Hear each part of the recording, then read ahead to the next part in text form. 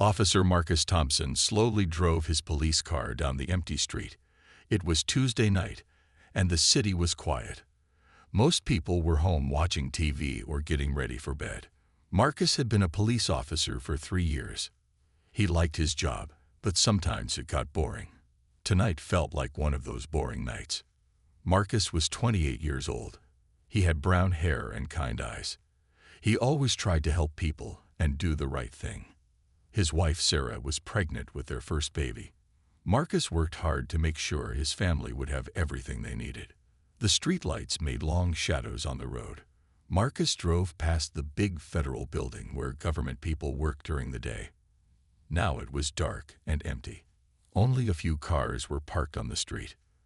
Then Marcus saw something wrong. A black car was parked in a no parking zone. The sign clearly said, "No parking 6 p.m. to 6 a.m. Marcus looked at his watch. It was almost 9 p.m. The car had been there for a long time. Marcus pulled his police car behind the black sit-in. He turned on his flashing lights. The red and blue colors danced on the buildings around him. Marcus got out of his car and walked toward the black sit-in. The car looked expensive. It was shiny and clean. The windows were very dark. Marcus could not see inside. He walked around the car slowly. He checked the license plate. It looked official, like government plates, but he could not read it clearly in the dark. Marcus knocked on the driver's window. No one answered. He knocked again, louder this time. Still nothing. The car was empty. Marcus tried to look through the windows, but they were too dark. He used his flashlight to shine light inside. That's when he saw it. In the back seat was a metal briefcase. It looked very important and expensive. The briefcase was black and silver. It had shiny locks on it. Marcus had never seen anything like it before. It looked like something from a spy movie. Marcus walked back to his police car. He sat down and thought about what to do.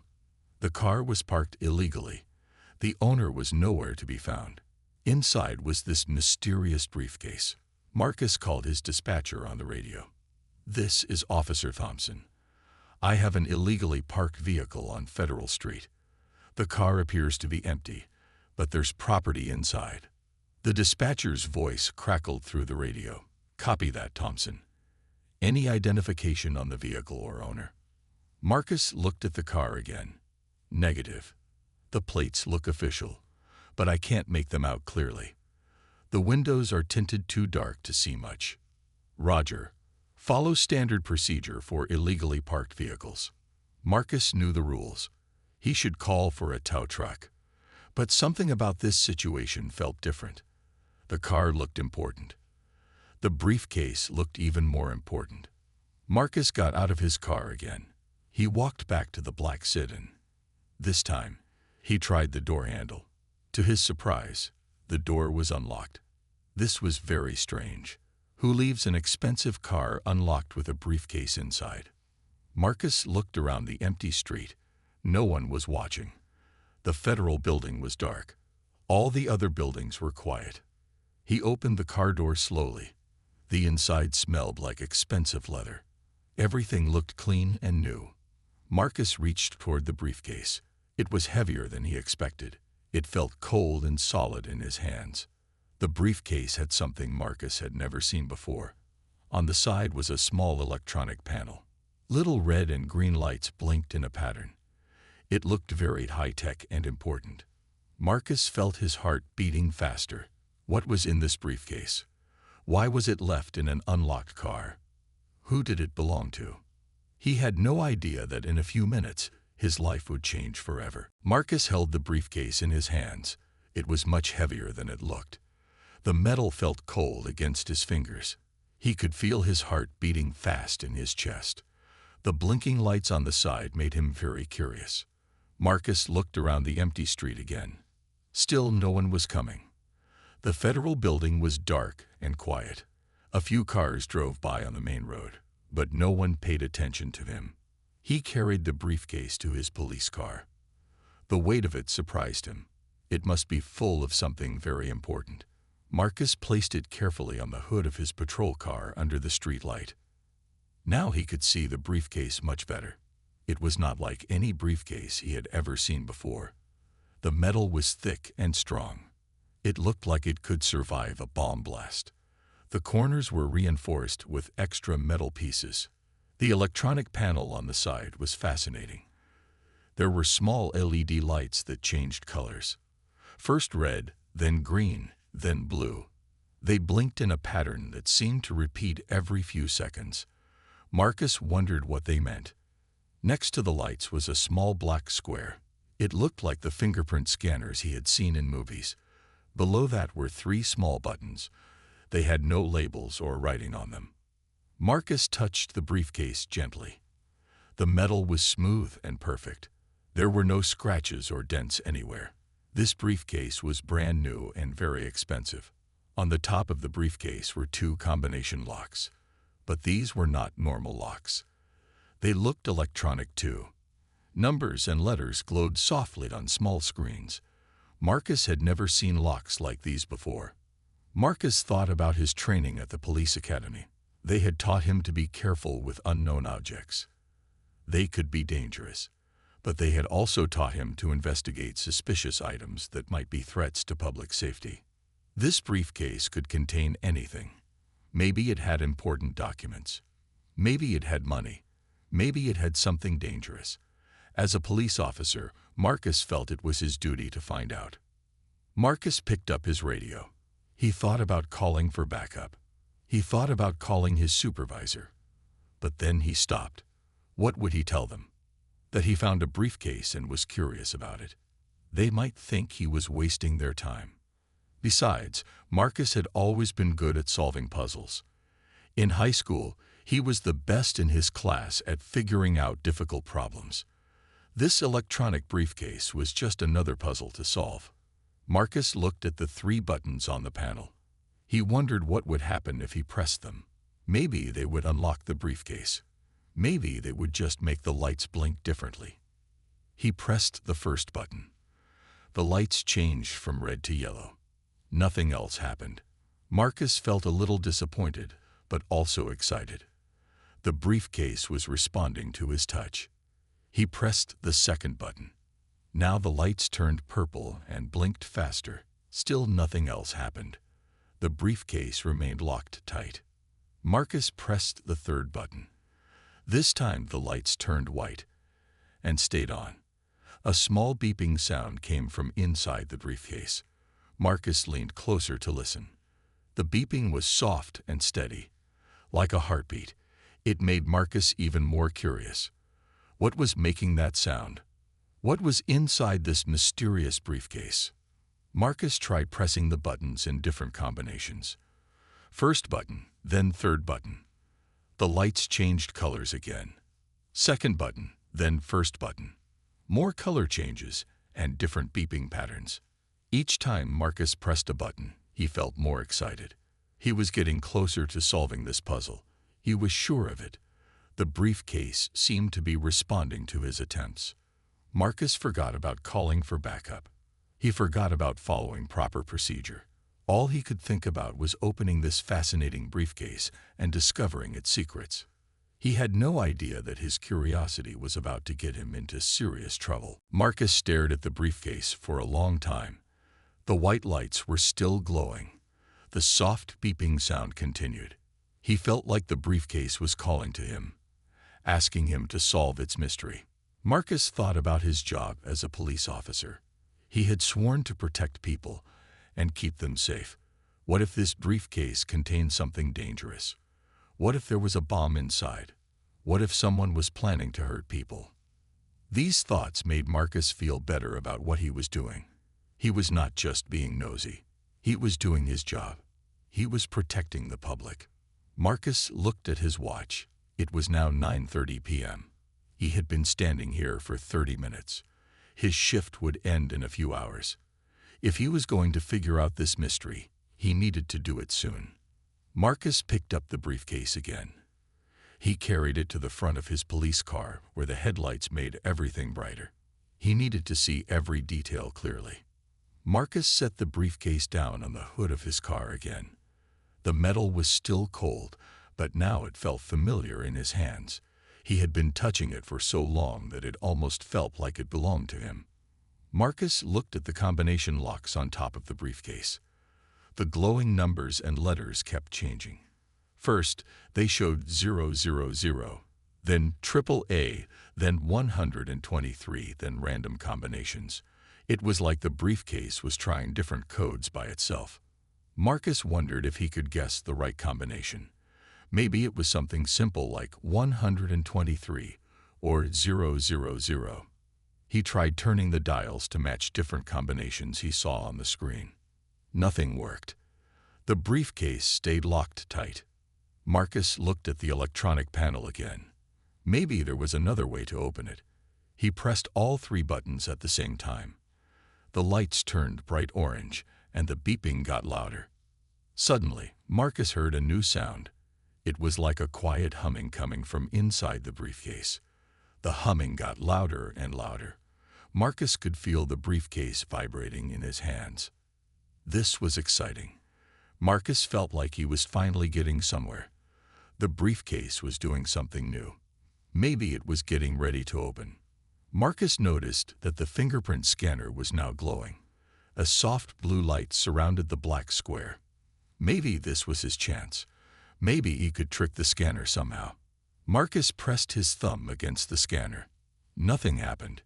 He tried his index finger. Still nothing. He tried different fingers and different angles. The scanner did not respond to his fingerprints. Marcus was getting frustrated. He had tried everything he could think of. The buttons, the combination locks, the fingerprint scanner. Nothing worked. The briefcase seemed impossible to open. Then Marcus had an idea. Maybe he could force it open. In his utility belt, he carried a multi-tool with a knife blade. Police officers sometimes needed to cut things or pry things open.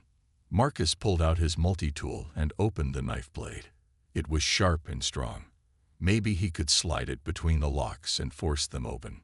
Marcus looked around one more time. The street was still empty. No one was watching.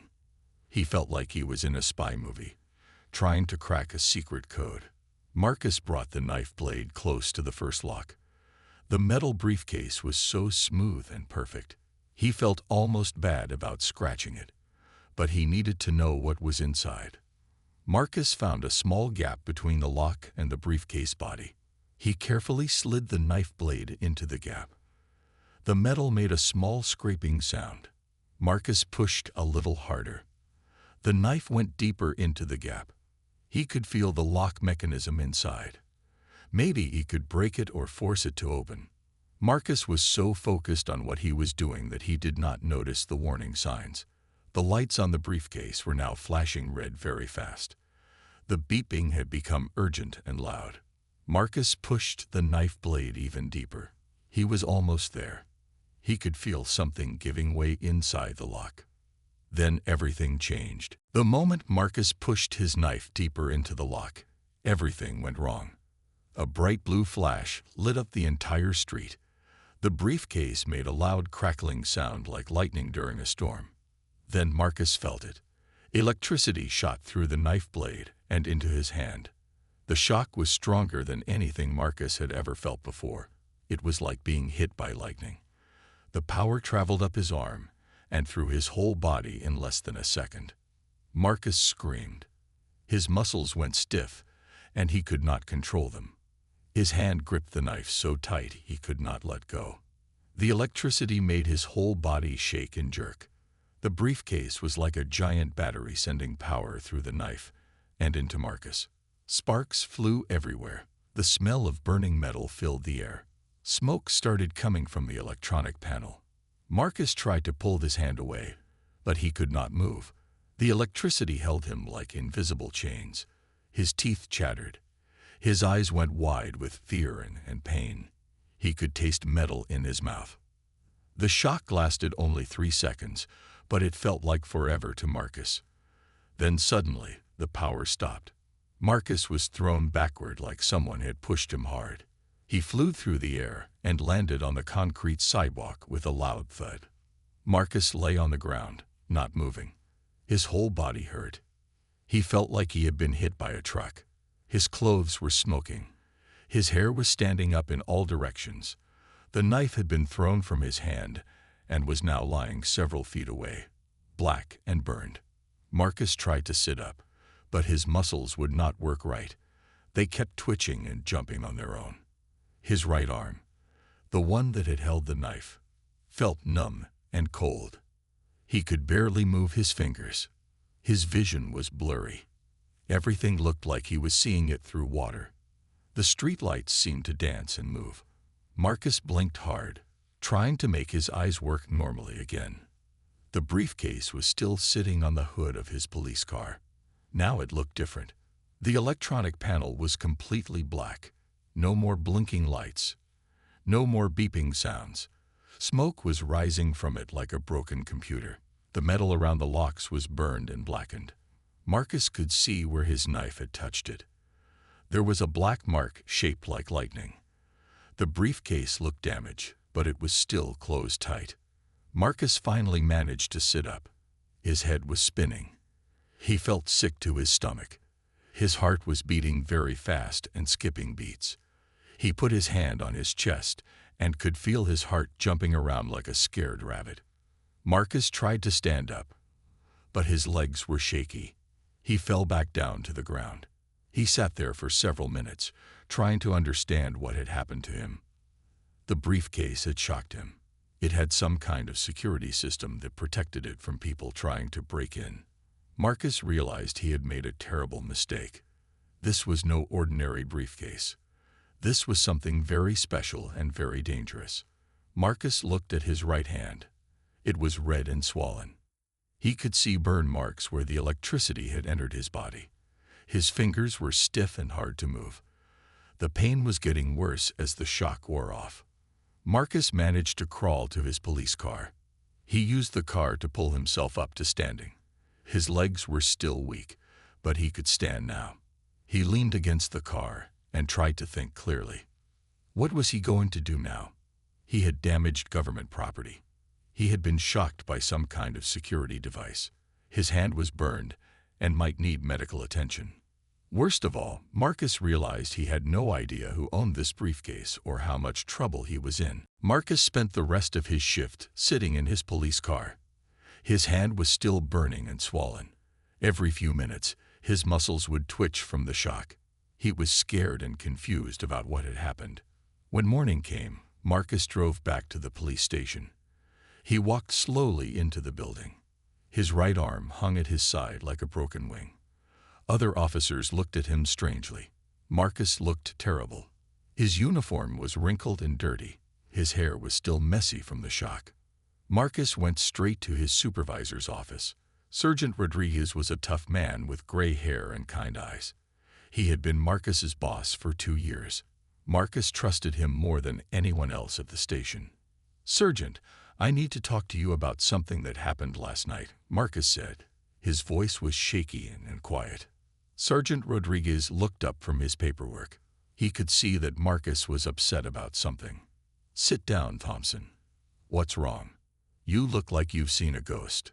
Marcus sat down carefully. His whole body still ached. "Last night I found an abandoned briefcase in an illegally parked car. When I tried to secure it, something went wrong. The briefcase had some kind of security system. It shocked me." Sergeant Rodriguez leaned forward. "Shocked you? What do you mean?" Marcus held up his burned hand. "Look at this. The briefcase had electricity in it. When I touched it with my knife, it sent power through my whole body. I was thrown to the ground." Sergeant Rodriguez stared at Marcus's hand. The burn marks were clear and serious. "Thompson, why were you trying to open someone else's briefcase? That's not proper procedure." Marcus felt his face get hot with shame. "I thought it might contain something dangerous. I was trying to protect the public, but I know I made a mistake." Sergeant Rodriguez picked up his phone. "We need to report this immediately.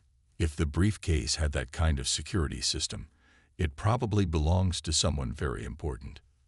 Within 1 hour, everything changed for Marcus. 3 men in dark suits arrived at the police station. They wore sunglasses even though they were inside. They looked serious and dangerous. The men went straight to Sergeant Rodriguez's office. They closed the door and talked quietly for a long time. Marcus could see them through the glass window. They kept looking at him while they talked. After 30 minutes, Sergeant Rodriguez called Marcus into the office. The three men were still there. One of them was tall with short black hair. Another was older with a beard. The third man was young but had cold eyes. "Officer Thompson," said the tall man, "I'm Agent Williams from the FBI. We need to ask you some questions about the briefcase you found last night." Marcus felt his stomach drop. FBI. The briefcase belonged to the FBI. He was in serious trouble now. Agent Williams sat down across from Marcus. "Tell us exactly what happened. Don't leave out any details." Marcus told them everything. He described finding the car, seeing the briefcase, carrying it to his patrol car, and trying to open it. He showed them his burned hand. He explained about the shock and how it threw him to the ground. The FBI agents listened carefully. They took notes and asked many questions. Where exactly was the car parked? What time did this happen? Did anyone else see him?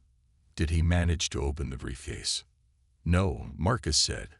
"The shock happened before I could get it open. I never saw what was inside." The older agent with the beard spoke up. "Officer Thompson, do you understand that you tampered with federal property? Do you realize how serious this is?" Marcus felt scared. His hands were shaking. "I was just trying to do my job. I thought the briefcase might be dangerous." Agent Williams looked at Marcus with cold eyes. "The briefcase you tried to open belongs to FBI Director Sarah Chen. It contains classified national security documents. You have created a very serious situation." Marcus could not believe what he was hearing. The FBI director, the most important law enforcement person in the country. He had tried to break into her briefcase. Marcus sat in a hard chair, staring at the FBI agents. He could not believe what he had just heard. FBI Director Sarah Chen, the most powerful woman in law enforcement. He had tried to break into her personal briefcase. Agent Williams opened a thick folder on the desk. "Let me explain exactly what happened last night, Officer Thompson. Maybe then you'll understand how serious this situation really is." Marcus nodded. His mouth was dry. He felt like he was in a bad dream. Director Chen was attending a classified meeting at the federal building. Agent Williams began. The meeting was about national security threats. Very important people were there. Senators, generals, other FBI directors from around the country. Marcus listened carefully. His burned hand was still throbbing with pain. The meeting ran late. Agent Williams continued. Around 8:45 p.m., Director Chen realized she needed some additional files from her office upstairs. She left her car parked on the street and went back into the building. The older agent with the beard spoke up. "She was only gone for 20 minutes. 20 minutes, Officer Thompson. That's how long it took you to find her car and damage federal property." Marcus felt sick to his stomach. 20 minutes. If he had just waited a little longer, none of this would have happened. Agent Williams pulled out photographs from the folder. They showed the damaged briefcase. The electronic panel was completely burned out. The metal around the locks was black and twisted. "This briefcase contains some of the most sensitive documents in the country," Agent Williams said. "Plans for protecting important buildings, information about terrorist threats, details about ongoing FBI operations." Marcus stared at the photographs. The briefcase looked much worse in the pictures than he remembered. The damage was severe. "The security system you triggered," the young agent said, "was designed to protect these documents. It cost the government $50,000 to build. The briefcase itself cost another $20,000. $70,000. Marcus made $35,000 a year as a police officer. This briefcase cost twice his annual salary. Agent Williams leaned forward. "But the money is not the real problem, Officer Thompson. The real problem is that you broke federal law. You tampered with classified government property. Marcus felt his world falling apart. I didn't know, he whispered. I was just trying to do my job. Your job, said the bearded agent, was to call for a tow truck and have the car removed. Your job was not to break into federal property. Agent Williams showed Marcus another document. This is Director Chen's schedule from last night. She had 3 more meetings after the federal building. She couldn't attend any of them because her briefcase was damaged and unusable. Marcus realized how much trouble he had caused. Important meetings canceled. National security work delayed. All because of his curiosity. Director Chen had to reschedule meetings with the Secretary of Defense and the Attorney General, Agent Williams said. These are very busy people. Their time is extremely valuable. The young agent spoke again. Officer Thompson, do you understand that what you did could be considered an attack on national security? Some people might think you were trying to steal government secrets. Marcus's eyes went wide. No, I would never do that. I'm a police officer. I protect people. We know you're not a spy, Agent Williams said, but your actions were still very serious. You violated federal law. You damaged classified property. You interfered with national security operations. Marcus felt tears forming in his eyes. His career was over. His family would be ruined. His pregnant wife would be so disappointed in him. Agent Williams closed the folder. The good news is that Director Chen is a reasonable person. She understands that you made a mistake. She doesn't think you're a criminal. Marcus looked up with hope in his eyes. But, Agent Williams continued, there will still be consequences. You cannot break federal law and walk away without punishment. The question is how severe that punishment will be. Marcus waited to hear his fate. 2 days later, Marcus received a letter from the police department. His hand shook as he opened it. The letter said he was suspended from work immediately. No pay, no benefits, until further notice. Marcus sat at his kitchen table and stared at the letter. His wife Sarah was making breakfast. She was 6 months pregnant now. Her belly was getting bigger every day. They needed Marcus's job to pay for the baby's things. What does it say? Sarah asked. She could see the worry on Marcus's face. Marcus showed her the letter. Sarah read it slowly. Then she sat down next to him and started crying. What are we going to do? She whispered. The next week was terrible for Marcus and his family. News reporters found out about the story. They came to Marcus's house and asked him questions. They took pictures of him walking to his car. The story was on TV and in the newspapers. The headlines were embarrassing. Police officer shocks himself breaking into FBI case. Cop tries to open director's briefcase, gets electrocuted. Local officer creates federal incident. Marcus's neighbors saw the news stories. Some of them were kind and understanding. Others were angry. They thought Marcus had made all police officers look bad. Marcus's mother called him every day. She was worried about his health and his job. Your hand is still hurting, she said. You should see a doctor. Marcus did go to the doctor. The electrical shock had damaged nerves in his right arm. The doctor said it might take months to heal completely. Sometimes Marcus's hand would shake without warning. Sometimes he could not feel his fingers properly. Marcus could not sleep at night. He kept thinking about what had happened. He replayed that night over and over in his mind. If only he had waited. If only he had called for backup. If only he had followed the rules. Sarah tried to comfort him. Everyone makes mistakes, she said. You were trying to help people. But Marcus felt terrible about himself. He had always been a good police officer. He had always followed the rules. Now he had ruined everything with one bad decision. 3 weeks after the incident, Marcus got a phone call. It was from the FBI office. Agent Williams wanted to meet with him again. Marcus drove to the FBI office downtown. It was a big building with lots of security guards. Marcus had to show his ID 3 times before they let him inside. Agent Williams met Marcus in the lobby. Officer Thompson, thank you for coming. Director Chen wants to speak with you personally. Marcus felt his heart beating fast. He was going to meet the FBI director, the woman whose briefcase he had tried to break into. They took an elevator to the top floor. The hallway was quiet and professional. Expensive paintings hung on the walls. Everything looked very important and official. Agent Williams stopped at a door that said, "Director Sarah Chen." He knocked softly. "Come in," said a woman's voice. Marcus walked into the office. It was large and bright with big windows overlooking the city. Behind a huge wooden desk sat a woman with short black hair and intelligent eyes. She looked younger than Marcus had expected. "Officer Thompson," Director Chen said, standing up. "Please, sit down." Marcus sat in a comfortable chair across from her desk. He felt very nervous and small in this important office. Director Chen looked at Marcus carefully.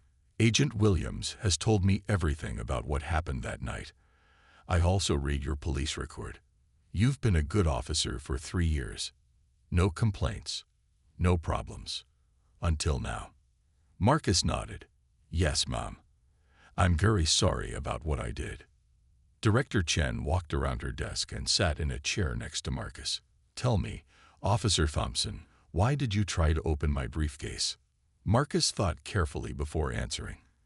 "I was curious, ma'am, and I thought it might contain something dangerous. I was trying to protect people, but I know now that I was wrong."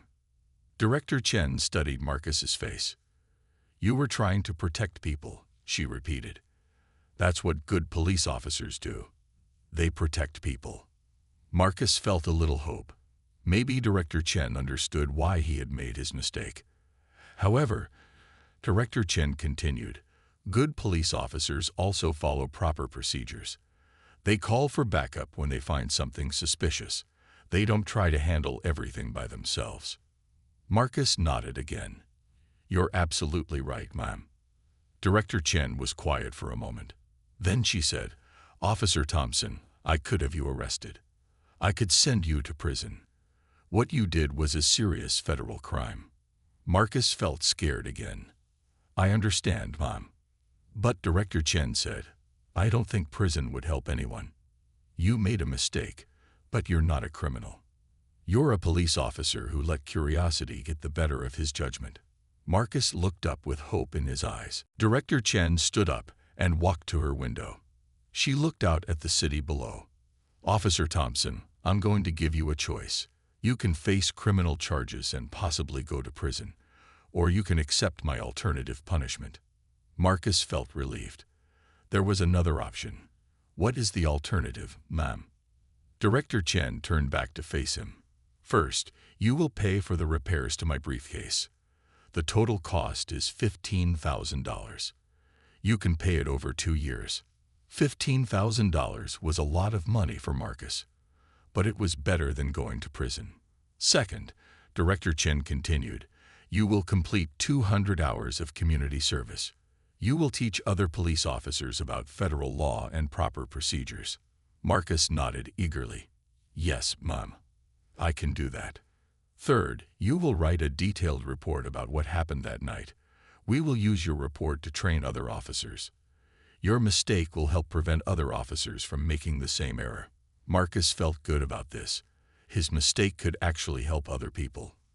Finally, Director Chen said, "You will return to your job as a police officer, but you will be on probation for 1 year. Any other mistakes and you will lose your job permanently." Marcus could hardly believe it. He would get his job back. He could support his family. His career was not over. "Thank you, Director Chen," Marcus said. "Thank you so much. I promise I will never make a mistake like this again." Director Chen smiled for the first time. "Officer Thompson, everyone makes mistakes. The important thing is that we learn from them. I believe you have learned from this experience." Marcus stood up to leave. At the door, he turned back to Director Chen. "Ma'am, can I ask you something?" "Of course. Why are you being so kind to me? I damaged your property and caused you a lot of trouble." Director Chen thought for a moment. "Because 20 years ago, when I was a young FBI agent, I made a similar mistake. Someone gave me a second chance. Now I'm giving you a second chance. Marcus returned to work 2 months later. His fellow officers welcomed him back. Some of them joked about his shocking experience, but Marcus didn't mind. He was grateful to have his job back. Marcus became one of the best officers in his department. He always followed proper procedures. He never let curiosity override his judgment. When he found suspicious items, he always called for backup and followed the rules. Marcus and Sarah had their baby 3 months later, a healthy boy they named David. Marcus often looked at his son and thought about the night that changed his life. Marcus learned that small decisions can have big consequences. He learned that curiosity without proper procedure can be dangerous. Most importantly, he learned that good people sometimes make mistakes, and that's okay as long as they learn from them. Years later, Marcus became a training officer himself. He taught new police officers about federal law and proper procedures. He always told them the story of the night he got shocked by an FBI briefcase. Always follow the rules. Marcus would tell the new officers, "Your curiosity might seem harmless, but it can get you into more trouble than you ever imagined." Marcus's burned hand eventually healed completely. But he never forgot the lesson he learned that night on Federal Street. Sometimes the most expensive education comes from making mistakes. But if you learn from those mistakes, they can make you a better person. The briefcase incident became a famous training story in police academies across the country. It taught officers about respecting federal property and following proper procedures. Marcus's mistake helped educate thousands of other police officers, and that made Marcus feel proud. His worst mistake had become something that helped other people. Sometimes that's the best outcome anyone can hope for.